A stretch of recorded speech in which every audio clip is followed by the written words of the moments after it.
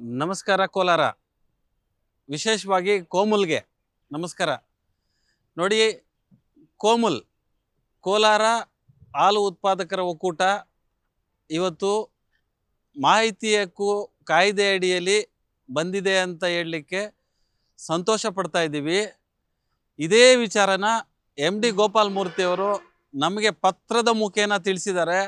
ನಾವು ಸರ್ಕಾರದಿಂದ ಪೂರ್ಣ ಪ್ರಮಾಣದಲ್ಲಿ ಅನುದಾನ ಇಲ್ಲದೆ ಇರೋದ್ರಿಂದ ನಾವು RTI ಅಡಿಯಲ್ಲಿ ಬರಲ್ಲ ಅಂತ ಹೇಳಿ ಪತ್ರ ಬರೆದಿದ್ದಾರೆ. ಇದಕ್ಕೆ ತದ್ವಿರುದ್ಧವಾಗಿ ಮಾನ್ಯ KIC ಕರ್ನಾಟಕ ಇನ್ಫಾರ್ಮೇಷನ್ ಕಮಿಷನ್ ಅವರು ತುಂಬ ಅಚ್ಚುಕಟ್ಟಾದಂಥ ಆದೇಶನ ಕೋಲಾರ ಹಾಲು ಒಕ್ಕೂಟಕ್ಕೆ ಮಾಡಿದೆ. ಇನ್ನೂ ಒಂದು ವಿಶೇಷ ಏನು ಅಂತಂದರೆ, ಪ್ರತಿ ಹಳ್ಳಿಯ ಹಾಲು ಉತ್ಪಾದಕರ ಸಹಕಾರ ಸಂಘಗಳು ಸಹ ಮಾಹಿತಿ ಹಕ್ಕು ಕಾಯ್ದೆ ಅಡಿ ಬರ್ತಕ್ಕಂಥದ್ದು ಅನ್ನೋಂಥ ವಿಚಾರ ಹೇಳಿದ್ದಾರೆ. ಪ್ರತಿ ಹಾಲಿನ ಡೈರಿ ವಿವರಗಳನ್ನು ಯಾವುದೇ ಭಾರತ ದೇಶದ ಪ್ರಜೆ ಪ್ರಶ್ನಿಸ್ಬೋದು. ಅವರು ಯಾವುದೇ ದಾಖಲೆಯನ್ನು ಬೇಕಾದರೂ ಕೇಳ್ಬೋದು. ಒಂದು ವೇಳೆ ಕೊಡಲಿಲ್ಲ ಅಂದ ಪಕ್ಷದಲ್ಲಿ ಅಪೀಲ್ ಹಾಕುವಂಥ ಅವಕಾಶನ ಕೋಲಾರದಲ್ಲಿ ನೂತನವಾಗಿ ಆದಿತ್ಯ ಬಿರ್ಲಾ ಫ್ಯಾಷನ್ ಅವರ ಬ್ರಾಂಡೆಡ್ ಲಿನನ್ ಕ್ಲಬ್ ಮಳಿಗೆ ಪ್ರಾರಂಭವಾಗಿದ್ದು, ಉತ್ತಮ ಗುಣಮಟ್ಟದ ಬಟ್ಟೆಗಳ ಜೊತೆಗೆ ಫ್ಯಾಷನ್ ಡಿಸೈನರ್ ಹಾಗೂ ಟೈಲರ್ಗಳು ಸ್ಥಳದಲ್ಲೇ ಬಟ್ಟೆಯನ್ನ ಸ್ಟಿಚ್ ಮಾಡಿಕೊಡುತ್ತಾರೆ. ಹಾಗಿದ್ರೆ ಇಂದೇ ಭೇಟಿ ಕೊಡಿ. ವಿಳಾಸ: ಭೈರೇಗೌಡ ನಗರ, ಬೆಮ್ಮಲ್ ಲೇಔಟ್, ಕೋಲಾರ ಬಂಗಾರಪೇಟೆ ಮುಖ್ಯ ರಸ್ತೆ, ಕೋಲಾರ ಟೌನ್. ಪಡೆದಿದ್ದಾರೆ ಸಾರ್ವಜನಿಕರು. ಅಲ್ಲೂ ಕೊಡಲಿಲ್ಲ ಅಂತ ಅಂದರೆ ಮಾನ್ಯ ಆಯೋಗಕ್ಕೆ ನಾವು ಸಂಪರ್ಕ ಮಾಡ್ಬೋದು, ದಾಖಲೆ ಕೊಡಬೇಕು. ಯಾಕೆ ಈ ವಿಚಾರನ ತಮಗೆ ಇವತ್ತು ಹೇಳ್ತಾ ಇದ್ದೀನಿ ಅಂತಂದರೆ, ಕಳೆದ 1 ತಿಂಗಳಿಂದ ಆಲ್ ಆಫ್ ಎ ಸಡನ್ ಸುಮಾರು 50,000 ಲೀಟ್ರು ಹಾಲು ಹೆಚ್ಚುವರಿಯಾಗಿ ಪ್ರೊಡಕ್ಷನ್ ಆಗ್ತಾ ಇದೆ ಅಂತ ಮಾಹಿತಿ ಇದೆ. ಏಕಾಏಕಿ ಒಂದೇ ತಿಂಗಳಲ್ಲಿ ಒಂದು ದಿನಕ್ಕೆ 10,000 ಲೀಟ್ರ್ ಜಾಸ್ತಿ ಆಗುತ್ತೆ, 15,000 ಲೀಟ್ರ್ ಜಾಸ್ತಿ ಆಗುತ್ತೆ.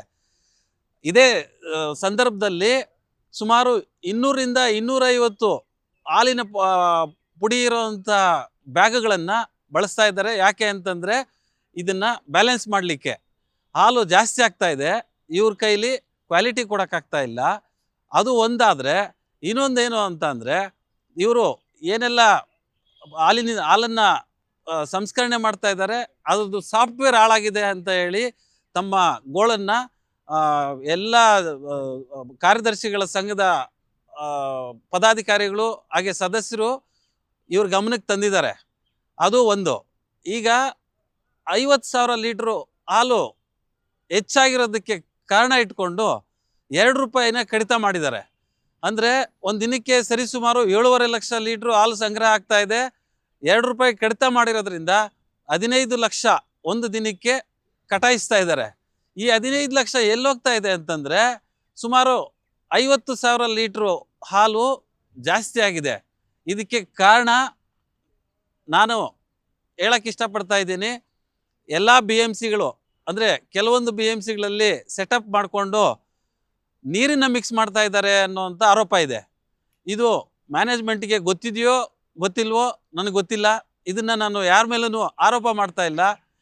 ಈ ವಿಚಾರನ ರೈತರಿಗೆ ಮತ್ತು ಸಾರ್ವಜನಿಕರಿಗೆ ಗೊತ್ತಾಗಲಿ ಅಂತ ಹೇಳಿ ನಾನು ಈ ವಿಚಾರನ ಮಾತಾಡೋಕ್ಕೆ ತಮ್ಮ ಮುಂದೆ ಇಷ್ಟಪಡ್ತಾ ಇದ್ದೀನಿ.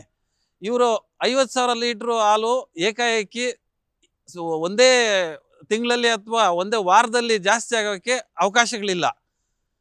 ನೀರನ್ನು ಕಳಿಸ್ತಾ ಇದ್ದಾರೆ ಹಾಲಿನ ಜೊತೆ.